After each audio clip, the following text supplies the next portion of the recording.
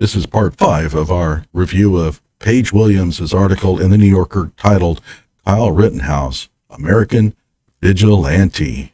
And you can tell by the title, Kyle Rittenhouse, American Vigilante, that she's going out of her way to treat Kyle very fairly and unbiased. She might as well have just called it Kyle Rittenhouse, American Murderous Pig. Let's read the subtitle. It's rather interesting as well. After he killed 2 people in Kenosha, opportunists turned his case into a polarizing spectacle. Now, who are the opportunists here? Well, you might think, well, that must be reflecting the extremists on both sides, the left and the right.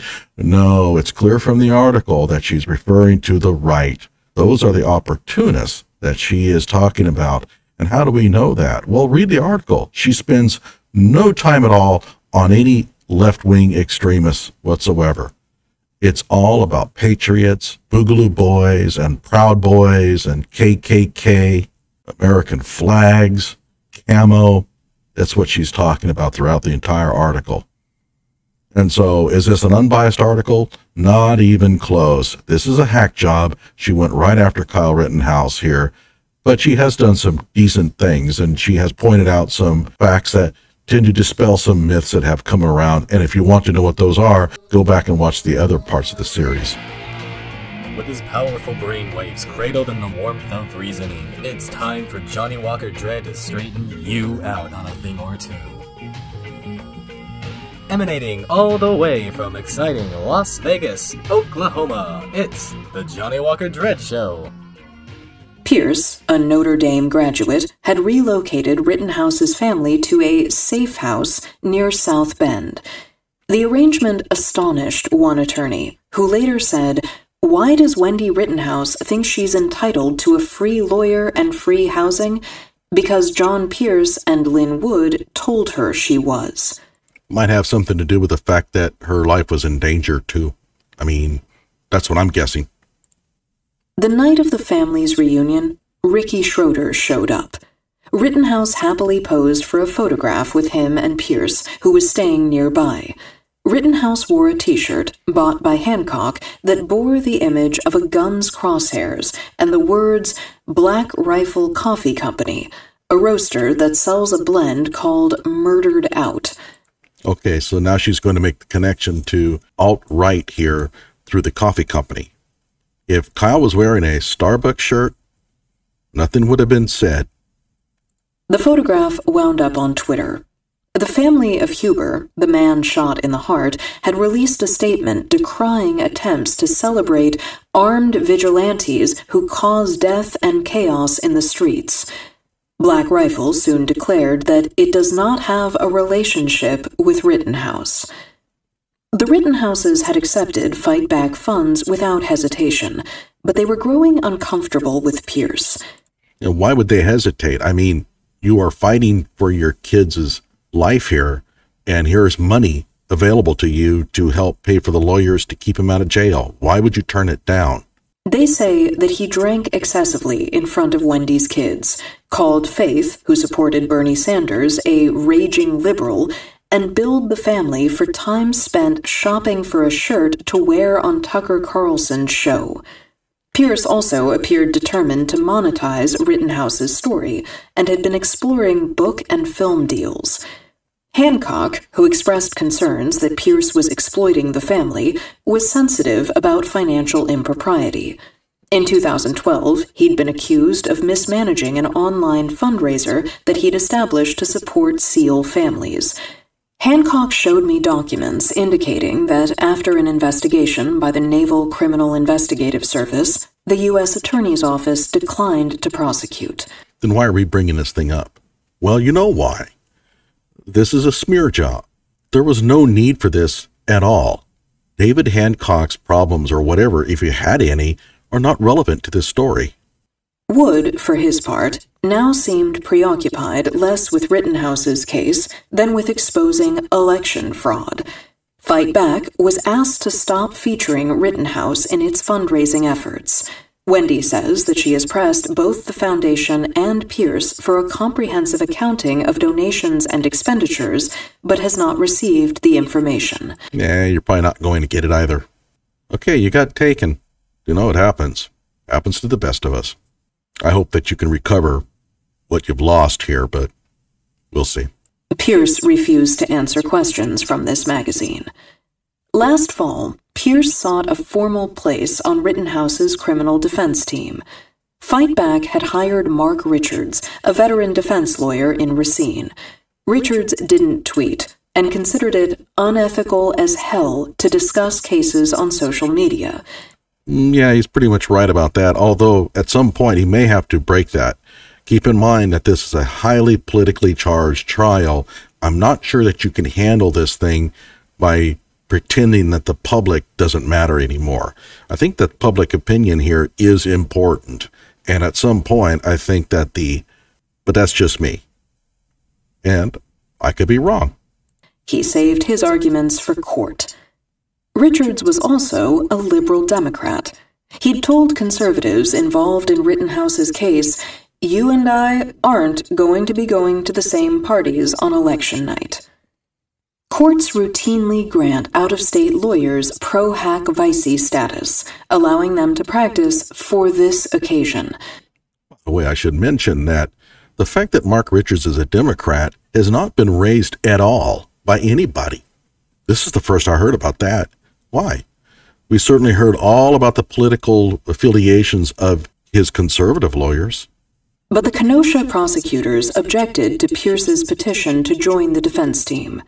On December 3rd, they argued in a motion that the combination of his substantial debt and his connection to Fight Back, a slush fund with unregulated and opaque finances, offered ample opportunity for self-dealing and fraud. Yeah, you don't want to have any lawyers that have serious financial problems on your team. Fight Back eventually must disclose certain financial details to the IRS, but there is no immediate avenue for public oversight. Pierce then abandoned his attempt to join the case and announced that he was taking over all civil matters for Kyle, including his future defamation claims.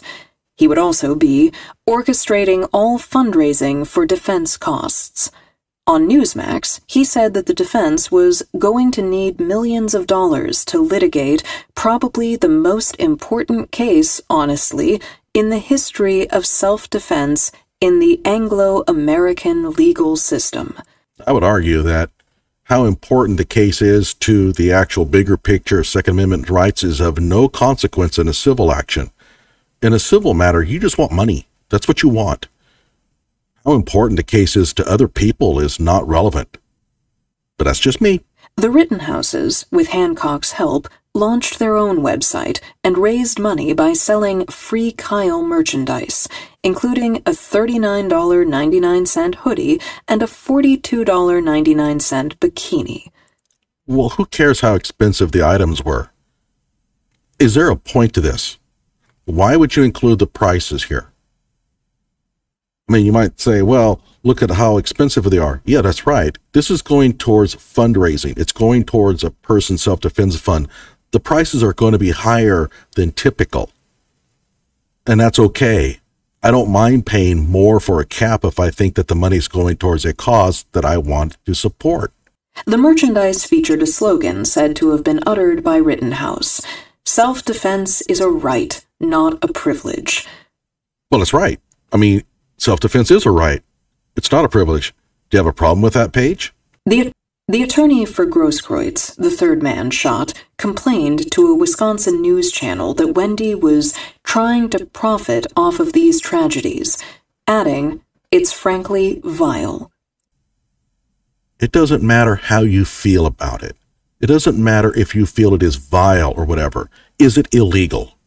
Does it break any bail conditions? Those are things that matter. This isn't a civil matter here. This is a criminal matter. If they have to sell merchandise to raise funds to support his self-defense claims, then they should do it. If he's selling heroin, okay, maybe you got a complaint there. If he's selling bikinis, you have no complaint. This is in reference to Kimberly Motley, who in my opinion is a Category 5 idiot. Eventually, the $2 million in bail money could be returned to Pierce Bainbridge. A former client of Pierce's recently heard about this possibility and posted an admonishment on YouTube. "You're trying to boogie with his money, bro." In June, Pierce announced that he had launched another nonprofit, the National Constitutional Law Union, as a counterpart to the ACLU. The organization's website noted that a substantial amount of funds raised would be paid to a law firm owned and/or controlled by the founder. What does this have to do with Kyle? I'm not seeing the connection here. Maybe I'm missing it. But this is supposed to be an article about Kyle Rittenhouse, but it seems more like an article aimed at discrediting Kyle's past lawyers. Throughout the pandemic, Rittenhouse's pretrial hearings were held on Zoom. He usually sat silently in a mask next to Richards in Richards's office. One hearing occurred on January 5th, 2 days after Rittenhouse turned 18. His mother joined him, along with Hancock, who now oversaw the family's safety and wore a handgun at the small of his back. Several volunteer lookouts, whom Hancock says that he met through Pierce, stood watch outside Richards's building. What was the purpose in telling us that Hancock carried a gun? Of course he's carrying a gun. What the hell kind of security person wouldn't? But again, you have to think about the New Yorker's readers. They're thinking, oh my gosh, he's surrounded by people with guns. Afterward, Hancock drove the Rittenhouses to lunch. One of the lookouts also went to the restaurant and was joined by friends. The group ate at another table and then offered to take Rittenhouse out for a beer. When Hancock balked, Rittenhouse pointed out that in Wisconsin, someone his age can legally drink at a bar if a parent is present. Wendy agreed to go. Hancock drove the Rittenhouses to Pudgy's, a bar near Racine. Outside, Rittenhouse vaped. He had changed out of his dress clothes and into a backward baseball cap and a t-shirt bearing the message, "Free as f***." When his drinking buddies arrived, they wanted photographs with him. Rittenhouse posed with a hefty guy in a brewer's cap, flashing a thumbs up. No, she calls them drinking buddies, but I don't think Kyle knew these guys particularly well, if at all. A bearded man in a gray hoodie stepped up next and made the OK sign. Rittenhouse noticed, then did the same. Inside, the bartender handed him the first of 3 beers. Notice that she didn't say anything about the hand signal being a symbol of white supremacism. That's actually good on her part. She could have. Of course, she knows her readers will make that connection for her. Customers came up to Rittenhouse and shook his hand. Someone on the far side of the room surreptitiously took photographs, and these images soon surfaced online. To detractors, Rittenhouse, with his free as f*** shirt and alcohol, looked like he was trolling.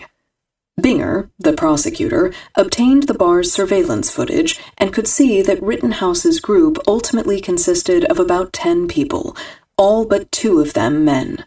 The party stayed at Pudgy's for nearly 2 hours. Rittenhouse appeared unfamiliar with his hosts, yet pleased to be there. Yeah, I would be pleased to be there too, because it's beer, okay? It's a place where he can drink beer. He's 17 years old. Actually, he was 18 at that time. So, yeah, don't blame him a bit. And yeah, you know what? He's catching a lot of criticism, and here are some people who actually seem to be really nice to him, who are praising him. What 18-year-old wouldn't eat that up? Wendy, drinking Mike's Hard Lemonade, hovered off to the side with Hancock. At one point, 5 of the men started singing, "I've been one rotten kid, some son, some pride, and some joy." The larger group eventually took a photograph with Rittenhouse, in which most of them made the OK sign. Both the gesture and the song, "Proud of Your Boy," from the stage production of Disney's Aladdin, are hallmarks of the Proud Boys. The organization, which originated in 2016 as a club for Western chauvinists with a logo of a rooster weather vane pointing west, has become a home for right-wing extremists who embrace violence. By the way, I did not know anything about that song, and it wasn't that long ago that I learned about the hand symbol. I doubt that Kyle knew anything about any of that. Perhaps he did. He's had 3 beers down him. I can probably get him to do just about anything at that point. But there is no evidence whatsoever that he knew these guys, and there is no evidence whatsoever that he has any connection to white supremacism, militias, or anything else of that nature. The Southern Poverty Law Center lists the Proud Boys as a hate group. Oh, God. If the Southern Poverty Law Center lists them as a hate group, then that means they're probably not a hate group. The SPLC has no credibility. And in Canada, they are considered a terrorist entity. Associates are known to wear T-shirts that say 6MWE, 6 million wasn't enough. Associates? What does associates mean? Are these people that associate with the Proud Boys? Are they members? A Holocaust reference, and Pinochet did nothing wrong. The OK sign can be code for white power. Can be, but it's not necessarily one. I've done it many times myself. Had nothing to do with white supremacism. Give me a break. It's the OK hand sign. And of course, there's a lot of discussion about it being actually a prank by 4chan. Whatever. I'm not going to get into it. After the Kenosha shootings, the Proud Boys had made Rittenhouse an extension of their pro-violence message. At a far-right rally attended by many Proud Boys, the crowd had chanted, "Good job, Kyle." The group's chairman, Enrique Tarrio, was photographed wearing a T-shirt that said, "Kyle Rittenhouse did nothing wrong." Hours before the Pudgy's outing, Pierce texted Wendy, "Just got retained by Chandler Pappas."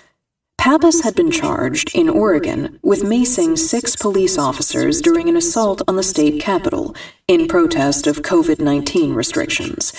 He was a supporter of the far-right group Patriot Prayer and had appeared at a Proud Boys rally with Tarrio, who had been charged in Washington, D.C. with property destruction and firearms-related offenses. In a tweet, Pierce gave the impression that he was representing both defendants. The Rittenhouses say that they didn't know who either Pappas or Tarrio was at the time. And that's probably true. I'd heard of Tarrio, I had never heard of Pappas. Hancock, who has become one of the family's advisors, says that neither he nor the Rittenhouses grasped the meaning of "proud of your boy" or the OK gesture, and didn't realize that any of the men at Pudgy's were Proud Boys. Though Hancock is a security professional, he told me that he hadn't learned the names of the men who had volunteered as lookouts or invited Rittenhouse to the bar. Explicit clues about the men's affiliations existed in plain sight. When I examined the Pudgy's surveillance footage, I noticed Proud Boy tattooed on one man's forearm. That's because you're looking for it. They weren't looking for it. Plain sight? We don't notice a lot of things in plain sight. I mean, come on. Another man had a tattoo of the rooster weather vane from the Proud Boys logo. The insurrection at the U.S. Capitol occurred the next day. Federal authorities have charged numerous presumed Proud Boys, including one alleged organizer, Ethan Nordine, who had publicly praised Rittenhouse as a stud. Lynn Wood had tweeted that Vice President Mike Pence should be executed by firing squad, and would later call him a traitor, a communist sympathizer, and a child molester. This is all fine, but the connection here to Kyle Rittenhouse is really thin. This is guilt by association. On the morning of the attack, Wood tweeted, "The time has come, patriots." 6 days after the Capitol assault, Rittenhouse and his mother flew with Pierce to Miami for 3 days. The person who picked them up at the airport was Enrique Tarrio, the Proud Boys leader. Tarrio was Pierce's purported client, and not long after the shootings in Kenosha, he had donated $100 or so to Rittenhouse's legal defense fund. They all went to a Cuban restaurant for lunch. By the way, Tarrio is not a white boy. Nope, he's a person of color. I think he's half black, half Hispanic. The Rittenhouses would not say what was discussed at the meal. Hancock, who wasn't there, clearly understood that it didn't look good. He insisted to me that the Rittenhouses were uncomfortable with the meeting and blamed Pierce for orchestrating the encounter and exposing Rittenhouse to elements that hurt him. Hancock, who told me that the Proud Boys are fucking losers, said that Rittenhouse initially may have thought it was kind of cool to see people fighting for him, but when he learned what they were all about, it didn't sit well with him. He added, "He's just as horrified by the white supremacist part of it as anybody." Good for him. The Miami lunch did not become publicly known, but the next day the prosecutors in Kenosha filed a motion based on the surveillance footage from Pudgy's asking the court to make it a condition of Rittenhouse's bond that he avoid contact with known members of any violent white power/white supremacist groups. Yeah, that was a PR move by Binger. He wanted to get that out there so that people would go, oh my gosh, Kyle is a member of an alt-right violent extremist group? Binger knows what he's doing when it comes to propaganda, although it doesn't take a rocket scientist to be able to do that kind of stuff. And believe me, Binger is no rocket scientist. The Rittenhouses stayed at a Courtyard Marriott in Coral Gables. According to Hancock, the family didn't see Tarrio again. The court soon accepted the modification to Rittenhouse's bond agreement and also restricted him from possessing or consuming alcohol. That's false. They did not accept that. His bail modification did not mention anything about white supremacism. And the judge was very annoyed during the bail hearing that people were making the claim that his order included the terms of white supremacism when it did not. So Paige Williams is essentially doing here what the judge said was irresponsible. Rittenhouse fired Pierce via FaceTime on February 1st. Since then, Hancock told me, he has advised the family to reject overtures from other extremist figures and to stop appearing on right-wing media programs. Meanwhile, he was battling Wood, who had accused him of hacking Fight Back's network and taking the donor list. The police chief in Yemassee, South Carolina, where Wood lives, recently issued a felony warrant against Hancock. Hancock denies any wrongdoing. The Kenosha prosecutor's petition, calling Fight Back a slush fund, has led Hancock to establish a more conventional trust for the Rittenhouses, modeled on the arrangement that Van Wagner and Getz described in their email to Wood. According to Hancock, it has so far raised nearly $500,000. He told me that most donations are between $20 and $50, but citing privacy concerns, he wouldn't release a list of donors. Hancock seems to be doing Kyle pretty good here. If my impressions of David Hancock are correct, then I think that the Rittenhouses really owe him a lot of gratitude for what he's been doing here. And I think the country does. I mean, this is about the Second Amendment. This is about self-protection. More than anything, this is about fairness in the court system, the underpinning of our entire justice system. He also wouldn't discuss details of his payment agreement with the Rittenhouses. He said of the Fight Back debacle, it was never meant to become this grossly political BS that morphed into election fraud and militias adopting Kyle. The point was to fund his criminal defense.